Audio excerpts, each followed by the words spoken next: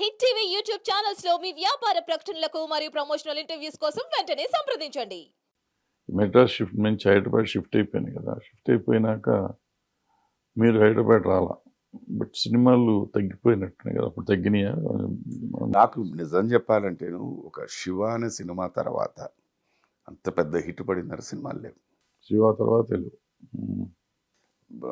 ఎవరినైనా అడిగితే సార్ ఈ సంవత్సరం ఈ సినిమా, ఈ సంవత్సరం ఈ సినిమా, ఈ సంవత్సరం ఈ సినిమా, ఈ సంవత్సరం 7½ ఇయర్స్ చెప్తే కరెక్టేనన్నా. 365 రోజులు. 365 రోజులు 15, 20, 25 రోజులు పనిచేయడం కాదు కదా. సో ఆ ఉద్దేశంతో నేను అన్నాను నాకు సినిమాలు లేవు అనేసరికి ఇట్ హ్యాపెండ్ అండి. అది ఎవ్రీథింగ్ నేను పాజిటివ్గా తీసుకుంటాను. ఫస్ట్ అండ్ ఫార్మోస్ట్ ఏంటంటే ఈవెన్ తను మా పెళ్ళి December 21st, 1989. ఆ రోజుకి తను దగ్గర ఆన్ అన్ యావరేజ్ మినిమం 3-4 పాటలు పాడేది. 90 జూన్ అంటే కరెక్ట్గా 6 నెలలు మా పెళ్ళైన తర్వాత అమ్మాయి కెరియర్ టోటల్ జీరో. అప్పటి నుంచి ఇప్పటిదాకా మళ్ళీ సినిమా పాట పాడలేదు. ఎవరు పిలవలేదు. 90 తర్వాత ఎవరు పిలవలేదు ఇప్పటిదాకా. ప్రైవేట్ ఆల్బమ్స్ ఎవరో పిలిచేవారు ఇది చేస్తున్నారు. ఇప్పుడు కూడా కలదు జీరో. అలాగే నా కెరియర్. ఇవాళ కూర్చున్న అప్పుడు నాకు చాలా మదన పడిపోయేవాడిని. ఏంటి అప్పుడు మన ఇళ్లలో ఎలా ఉంటుంది చూసారా, అతన్ని చేసుకున్న తర్వాత ఎలా అయిపోయిందని. వైసీ వర్స ఆల్సో. ఏంట్రా అంటే ఒక్కొక్కసారి ఆలోచిస్తూ ఉంటే నువ్వు కీడించి మేలించిన you take the positive side అని. బహుశా మా ఇద్దరి మధ్య ఒక వండర్ఫుల్ బాండింగ్ కుదరడానికి భగవంతుడు ఇచ్చేసాడేమో అనిపిస్తుంది. తను బిజీగా ఉండి నేను బిజీగా ఉంటే ఇంత అండర్స్టాండింగ్ ఉండకపోయి ఉండలేదు. ఆ అండర్స్టాండింగ్ కుదరడానికి భగవంతుడు ఇచ్చేసాడేమో. Take it positively that way. And ఇంకొకటి నేను బాగా నమ్మేది ఏంటంటే నాలాగే నాతో పాటు ఎంతోమంది ఈ ఇండస్ట్రీలో నిలబడాలని వచ్చారు. అన్ఫార్చునేట్లీ కొంతమంది ఈ ప్రపంచంలోనే లేరు. కొంతమంది ఎక్కడున్నారో కూడా తెలియదు. బట్ ఇప్పటికీ నేను సాగుతూనే ఉన్నాను ఒక యాక్టర్. అది నిజంగా మరి వరం. అది బహుశా నాకు to learn a lot more composer ఇవన్నిటికీ చేయాలని భగవంతుడు చేసాడేమో అని. నాకు ఈ యూనియన్లు అన్నీ చూస్తూ ఉండేవాడిని కదా. చూస్తున్నప్పుడు చాలామంది వచ్చి 5,000, 2,000, 3,000 కూడా ఇబ్బంది పడతారు అని నేను అనుకునేవాడిని కదా, నమ్మేవాడిని కదా. పాయింట్ ఏంటంటే వాళ్ళు అడిగేవారు. నేను వీళ్ళంతా దొంగలు, దుర్మార్గులు, వీళ్ళకి ఏముంటుంది, సినిమాలు ఏం చేసుకుంటున్నారు కదా, ప్రతి వాళ్ళకి ఇంత రెమ్యునరేషన్స్ వస్తున్నాయి అనుకునేవాడిని. ఆఫ్ లేట్ అంటే అప్పుడు మనం బిజీగా ఉండేవాళ్ళం కాబట్టి మనకేం తెలియదు, కష్టాలు తెలిసే కదా, ఏదో ఒకటి రొటేషన్ ఉండేది. అయిపోయిన తర్వాత నాకు అర్థమయ్యింది ఏంటంటే బయటికి కనపడదు. ఇప్పుడు సుధాకర్ ఆర్టిస్టు, శైలజ సింగరు, ఇవి కాకుండా ఫ్యామిలీ బాలు గారి సిస్టరు, ఏదో మొత్తానికి అంతా ఉంది. వీళ్ళకి ఏంటి దుబ్బిడాయి, అలాగే భరద్వాజ డైరెక్టరు, తమ్మరెడ్డి కృష్ణమూర్తి గారు అబ్బాయి, వీళ్ళకి ఏంటి దుబ్బిడాయి అంటే మనకే ఒక ఫీలింగ్. ఇబ్బందులు ఉన్నప్పుడు మిగిలిన వాళ్ళకి ఎంత ఉంటాయి రొటేషన్స్ అనేది, ఎంత ఉంటాయి. పోనీ మిగిలిన వాళ్ళతో కంపేర్ చేస్తే మీ ఫ్యామిలీ కానీ మా ఫ్యామిలీ కానీ పెద్ద ఎచ్చులకు పోయి తగలబెట్టే బ్యాచ్ కాదు, అయినా కానీ ఇబ్బందిగానే. అలాంటిది మిగిలిన వాళ్ళు ఎంత ఉంటారు, ఇది అర్థం చేసుకుంటే నాకు ఇంతకాలం పట్టిన వయసు పట్టింది. మనకి అన్ఫార్చునేట్గా ఏంటంటే సార్, ఈ పాయింట్కి చెప్పానండి, మనం we live in cinema is an artificial life. It's an everything make believe. ఈ మేక్ బిలీవ్ అనే జీవితాలు కూడా అంటుపోయింది.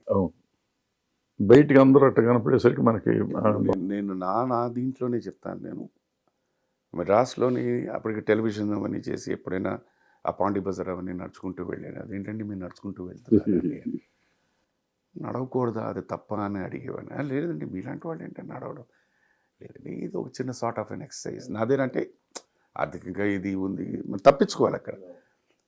చిన్న సార్ట్ ఆఫ్ అన్ ఎక్సర్సైజ్ అండి, ఇంటికి చేస్తున్నట్టు ఉంటుందండి, మీరు కూడా ఇలా. బట్ నా దగ్గర కార్ లేదని చెప్పేవాడిని కాదు. సో ఇదేంటంటే వాళ్ళ దృష్టిలో ఏంటంటే పబ్లిక్ పాయింట్ ఆఫ్ వ్యూలో వాళ్ళకి ఏంటంటే సినిమా వాళ్ళు అనేసరికి మనం తినేది నోట్ల కట్టలు, మనం పడుకునేది నోట్ల కట్టలు, మన స్నానం చేసేది నోట్ల కట్టలు అన్న ఒక భావన. దట్ ఈస్, బట్ అందరికీ అది ఉండదు. ఈవెన్ పెద్ద పెద్ద వాళ్ళకు కూడా ఉండదు. అందరికీ ప్రాబ్లం. అందరికీ ఎంత ఏదో చెట్టుకి అంత గాయాలని ప్రతి వాళ్ళకి ఎవరి Ghost కష్టాలు town అంతే. అంటే తప్పదది. అండ్ మీరన్నట్టు ఆర్థికంగా చూసుకుంటే సార్, సినిమా పరిశ్రమ నేను చూసిన మార్పు,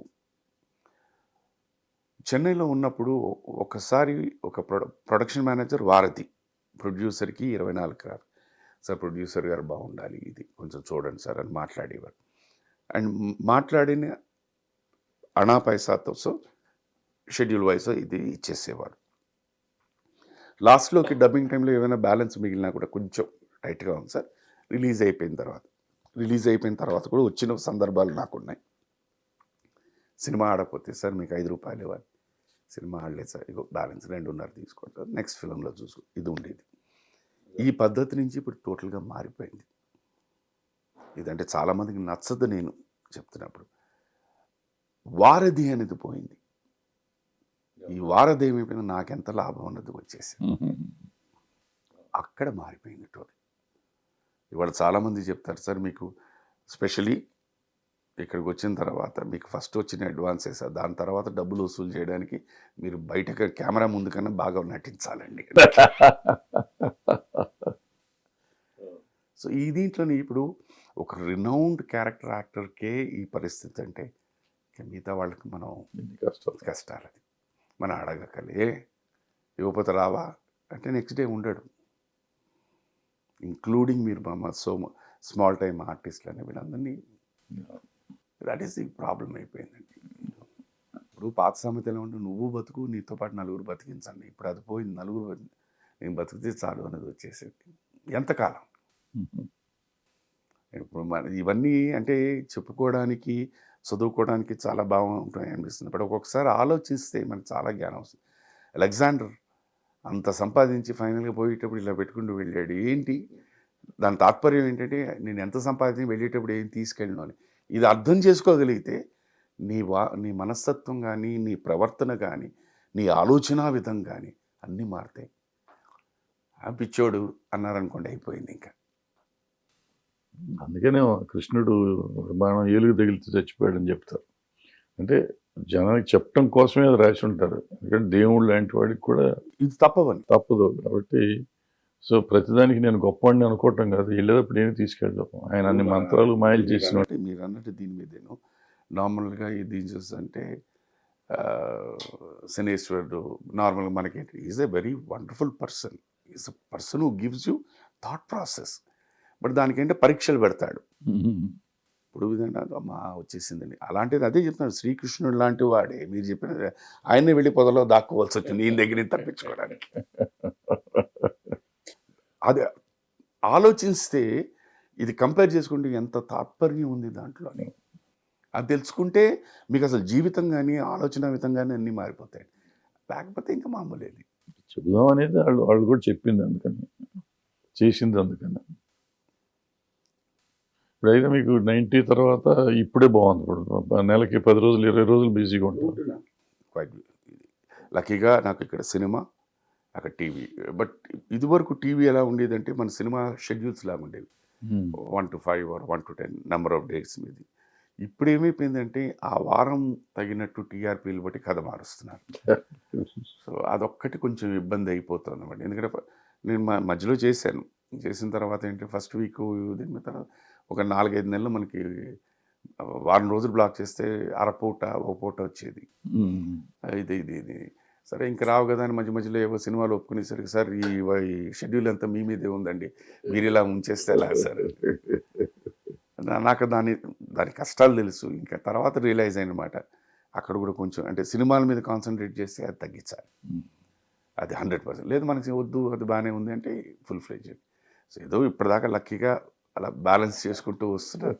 హిట్ టీవీ యాప్ ని డౌన్లోడ్ చేసుకోండి. ఇందులో short news, live news, entertainment movies అన్ని అవైలబుల్ గా ఉన్నాయి. Please download Hit TV app. Hit TV app. Hit TV యాప్ని ఫ్రీగా డౌన్లోడ్ చేసుకోండి.